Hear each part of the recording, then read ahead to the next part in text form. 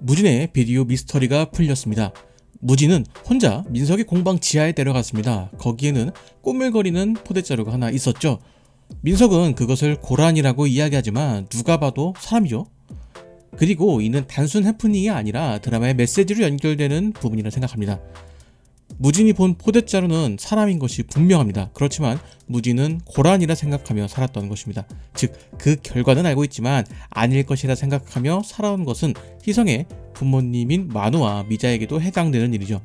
이는 이전 1, 2화 다시 보기에서 말씀드린 것처럼 언젠가 벌어질 결과지만 그것을 미루고 싶어하는 사람들의 이야기라 볼 수 있을 겁니다. 관련된 이야기는 뒷부분에 다시 다루도록 하겠습니다. 무진이 쓰러진 해수를 발견합니다. 덕분에 빠른 조치가 가능했고 드라마 막바지에 눈을 뜨는 장면이 등장하면서 무사하다는 것을 보여주었습니다. 무진은 자신이 해수를 지키지 못했다는 죄책감을 가지고 있는 것 같습니다. 현수가 한시도 떨어지지 말라고 약속을 했는데 그 약속을 지키지 못했던 죄책감, 해수의 말처럼 정말 필요할 때 무진은 도움이 되지 못한 것이죠. 그렇기에 무진이 희성의 집으로 찾아갔을 때의 반응도 이해할 수 있습니다. 자신이 잘해주면 상대가 변할 것이라고 생각한 맹목적인 사랑. 무진은 그 감정을 절실히 이해할 것이라 생각합니다. 그렇기에 드라마는 만우의 고백을 들어주는 사람으로 무진을 배치한 것이라 생각합니다. 두 사람 모두 이미 벌어진 사실을 회피하려고 하며 살아왔기 때문이죠. 만우의 경우 희성이 잘못된 이유가 민석과의 유대관계라고 생각을 합니다. 그렇기에 희성은 잘못하는 것이 없다라고 생각을 하고 희성의 잘못을 덮어주고 사랑과 믿음으로 보살피면 희성이 변화할 것이라고 생각한 것입니다. 결과적으로 희성이 가지고 있던 특징을 받아들이지 못한 것입니다. 한마디로 우리 애는 잘못이 없어요 라는 태도를 가지고 있던 것이죠. 어쩌면 그들은 희성의 변화가 절실했을지도 모릅니다. 무진은 어릴 적 봤던 자루안의 존재를 고란이라 생각하며 살아왔습니다. 그 이유는 정말 사람이었다면 무진은 무서움과 더불어 그 사람을 구하지 못했다는 죄책감이 들기 때문이죠. 하지만 그렇다고 그 존재가 진짜 고란이가 되는 것은 아닙니다. 즉, 자신의 믿음으로 인해서 벌어진 사실이 바뀌지는 않는다는 것이죠. 결과적으로 만우가 가지고 있던 희성에 대한 잘못된 사랑은 자신의 죄책감에서 벗어나기 위한 행동인 것이죠. 만약 처음부터 잘못되는 것을 인정하고 치료를 받으려고 했다면 상황이 달라졌을 것입니다. 하지만 부모의 입장에서는 자신의 아이가 잘못되는 것이 자신의 탓이라 생각할 것입니다. 때문에 자신의 과오를 바로잡기 위한 노력을 하려 하겠죠. 그렇기에 미자의 대사가 와닿았습니다. 결과를 알면서도 당장 받아들이기 어려워서 미루다가 골마 터져버린 상황. 아마 자녀를 가진 분들이라면 만우와 미자의 심정을 이해할 수 있을 것이라 생각합니다. 자신의 자녀에게 문제가 있다는 것을 너그러이 받아들일 부모가 얼마나 될까요? 자신의 문제를 받아들이는 것 이상으로 어려운 문제일 것입니다. 그렇기에 이런 교육에 대한 문제는 민석에게도 적용할 수 있습니다. 과거 민석과 희성의 대사를 보면 현수는 실패작이라는 이야기를 합니다. 민석은 현수를 자신과 같은 특징을 가진 사람으로 키우고 싶었지만 현수는 그런 아이가 아니었죠. 결과적으로 만우와 민석 모두 자식 교육에 실패한 인물로 그려집니다. 자녀가 자신이 원하는 방향으로 성장하지 않은 것이죠. 이런 이야기는 많은 분들이 공감하실 수 있을 것이라 생각합니다. 자신의 아이가 어떤 인물이 되었으면 좋겠다라는 꿈을 꾸지만 실제로 그런 방향으로 자라난 아이가 얼마나 될까요? 민석은 현수가 살인자의 아들이라는 편견과 함께 감정장애가 있는 채로 살아간 것을 원했을지도 모릅니다. 하지만 현수는 그렇게 되지 않았습니다. 그에 비하면 현수의 딸인 은하는 교육을 굉장히 잘 받은 아이로 느껴집니다. 자신을 스스로 지킬 줄 알고 부모에 대한 믿음이 존재하죠. 아기로 뒤덮인 곳에서도 꽃은 피어난다. 그 꽃은 지금의 현수가 될 수도 있겠지만 은하라 볼 수도 있을 겁니다. 결국 자신이 원하는 사람이 되었으면 하는 바람으로 시작된 잘못된 교육과 행동, 그리고 자신이 할 수 있을 것이라 생각했던 착각, 그것이 악의 꽃의 근원이라 드라마는 이야기하는 것 같습니다. 드라마의 하이라이트에서는 강력 3팀의 수사, 그리고 현수와 희성의 싸움이 교차로 등장했습니다. 이 부분을 칭찬하지 않을 수가 없습니다. 가장 먼저 김지윤 배우님, 개인적으로는 드라마에서 가장 큰 역할을 하고 있다고 생각합니다. 주연인 이준기, 문채연 배우만큼이나 큰 임팩트를 보여주었고 보는 내내 이 배우가 제대로 된 작품을 만나지 못했었구나 라는 생각이 많이 들었습니다. 오죽하면 이전까지 김지윤 배우의 대표작을 JTBC 예능인 크라임씬이라 이야기하시는 분들도 많은데 말이죠.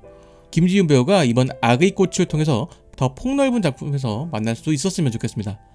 그리고 이 장면을 통해서 크게 두 가지가 떠올랐습니다. 첫 번째는 조커입니다. 입 주변에 묻은 새빨간 피, 그리고 긴 머리카락까지 마치 조커를 보는 듯 했습니다. 때문에 그가 웃을 때 더 섬뜩하게 느껴진달까요? 두 번째는 도민석과의 오버랩입니다. 드라마는 의도적으로 두 사람의 머리 길이를 비슷하게 맞춘 것 같습니다. 드라마의 어느 순간에는 희성이 도민석으로 보이기도 했으니 말이죠. 그런 그가 현수에게 한 이야기는 민석이 하지 못한 것을 자신이 이루겠다는 생각으로 보였습니다. 희성에게 민석은 자신의 본능을 일깨워준 인물일 것입니다. 그렇기에 현수의 본능도 깨워주고 싶은 것이라 볼 수 있겠죠. 그래서 지원의 신분증을 가져간 것이라 볼 수 있습니다. 희성이 현수의 그런 본능을 깨운 것일까요? 현수는 지원이 죽었다는 이야기에 진짜 사이코패스처럼 변호합니다. 이는 그동안 현수가 버틸 수 있었던 가장 큰 원인이 지원이라는 이야기로 해석해 볼 수도 있겠죠. 사람은 자신을 필요로 하는 사람에게 애정을 쏟습니다. 때로는 그 사람이 삶의 원동력이 되기도 하죠. 지원은 드라마 내내 현수를 필요로 하며 없어서는 안 될 사람이라는 이야기를 했습니다. 때문에 현수 또한 지원이 보고 싶은 것을 보여주며 살아온 것이겠죠. 이런 이야기를 조금 더 확장시키자면 미숙과 해수의 이야기로도 적용해 볼 수 있습니다.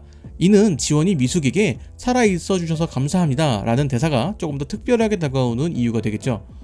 해수 또한 무진의 대사를 통해서 많은 시간 홀로 살아온 것을 보여주었습니다. 그런 해수가 희성에게 저항하지 않은 것도 은하를 지키기 위함일 것입니다.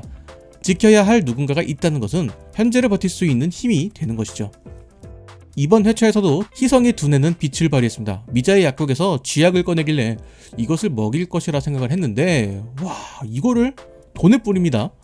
실제로 11화에서 상철이 돈 냄새를 맡는 장면이 등장했습니다.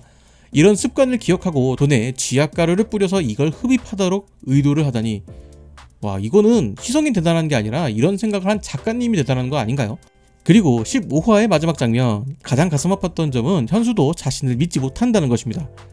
종종 아버지의 환상이 등장하는 것이 현실을 믿지 못하는 장애물로 적용되었던 것이죠.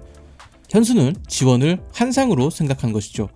그렇기에 더 많은 고민을 했습니다. 그리고 지원에게 서서히 다가가는 순간에 저는 현수가 자신을 찌르지는 않을까라는 걱정을 하게 됐습니다. 그런데 칼을 버리고 지원에게 다가갑니다. 현수에게는 힘든 걸음이었을 것입니다. 절망했던 순간에 자신을 구원해줄 사람을 만난 것이죠.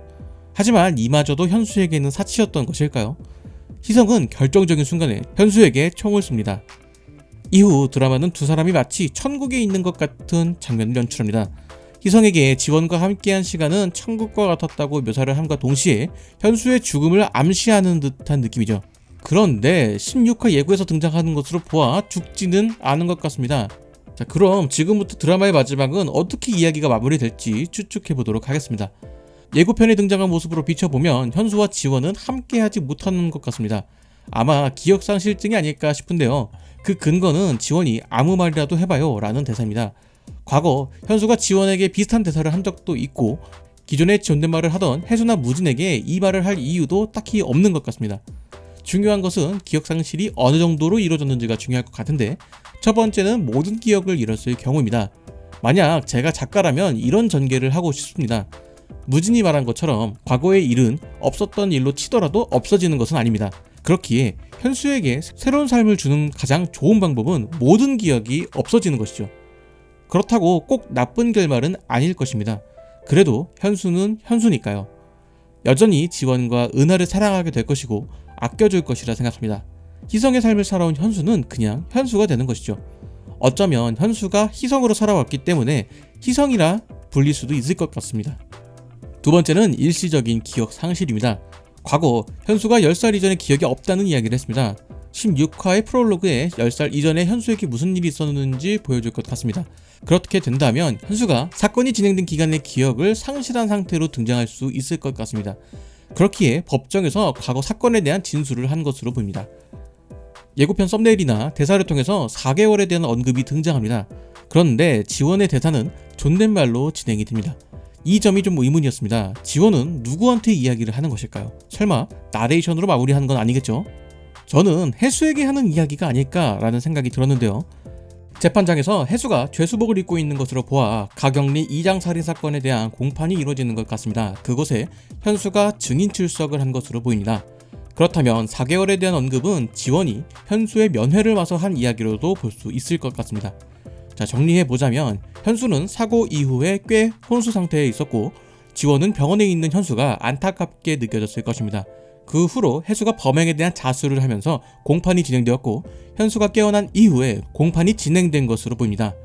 혜수의 옷 색깔로 보면 미결수 신분으로 추측이 되고 현수의 마지막 모습은 재판장에 입정하기 직전에 혜수의 변호사와 이야기를 나누는 모습으로 추측해 볼 수 있겠죠. 어쩌면 그동안 숨겨온 진실에 대한 이야기를 해야 하기 때문에 긴장될 수 있을 것입니다. 만약 이런 전개로 흘러간다면 현수에게 기억상실증이 온다면 단기 기억상실증으로 봐야 할 것 같네요.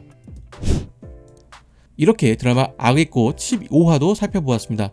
15화에 대부분의 사건이 해결되고 16화에서 두 사람이 마음껏 로맨스를 펼치는 모습을 기대했는데 성사되지는 않았습니다.